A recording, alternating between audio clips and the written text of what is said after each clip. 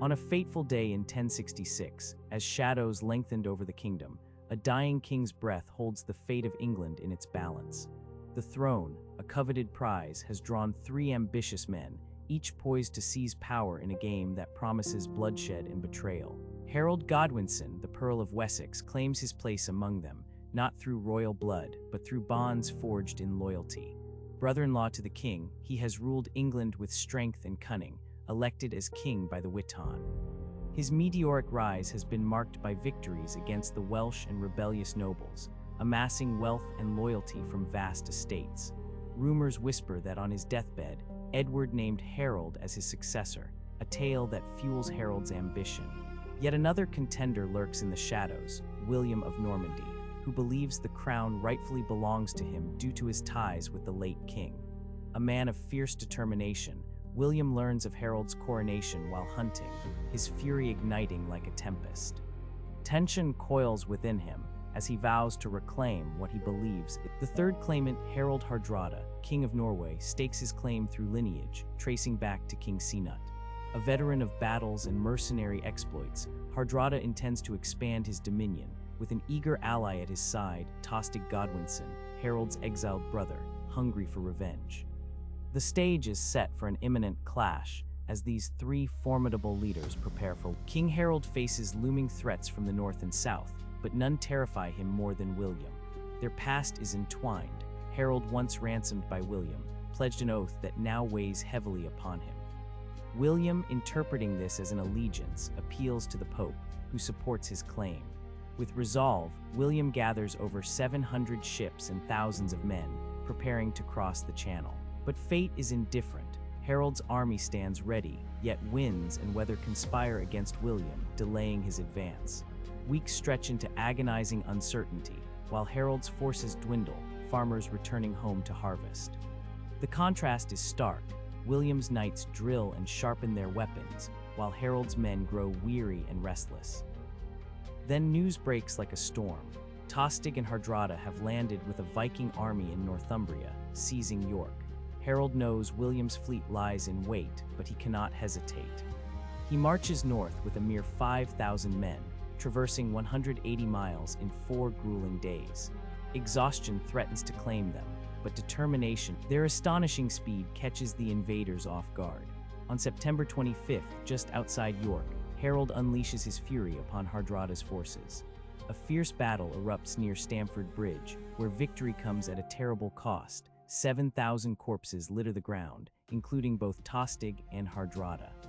Only 24 of the Viking ships escape the carnage. Harold's triumph at Stamford Bridge is celebrated, a testament to his leadership and the might of his Saxon army. But the victory is short-lived. Just 3 days later, William of Normandy lands in Sussex, igniting chaos as villages burn and treasures are seized. News reaches Harold. He knows he must march. In record time, Harold reaches London, bolstering his force to match William's 7,000 men. He presses toward Hastings, where William has established his base. The two armies face each other on the ridge above the valley of Senlac, the air thick with tension. On October 14, 1066, the Battle of Hastings looms, destined to alter the course of English history. Harold holds a strategic advantage, commanding the high ground with his infamous shield wall, a steadfast barrier against the chaos of battle.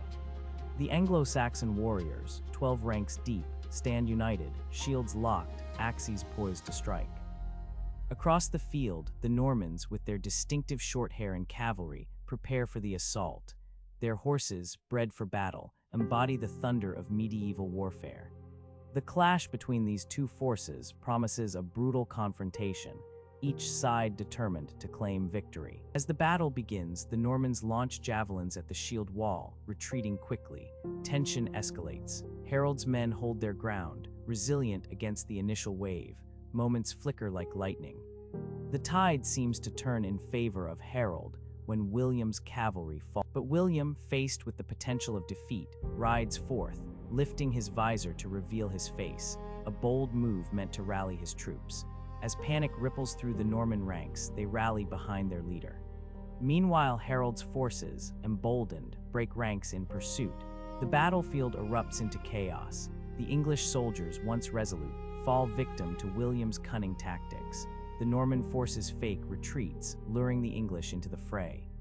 Desperation and thirst drive the combatants. Blood spills freely upon the ground, transforming the hill into a gruesome tableau. Despite valiant efforts, the weariness of Harold's troops becomes evident. The forced marches back from Stamford Bridge take their toll. As the sun dips toward the horizon, the Norman forces begin to gain the upper hand. Critics would later question Harold's haste, arguing he should have awaited William's advance closer to London. Yet, courage and resolve have always defined Harold.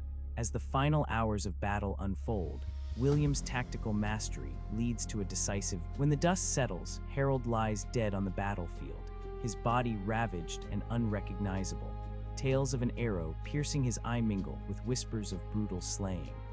Only his mistress can identify him, shrouding his death in legend. The year 1066 marks not only a battle fought, but a kingdom forever. On Christmas Day in the tumultuous year of 1066, William is crowned King William I of England. The tyranny of the Norman yoke has begun. With the Battle of Hastings won and Harold Godwinson dead, William of Normandy stands victorious. This is a moment that promises a new era. William's swift victory at Hastings does not spell the end of English resistance.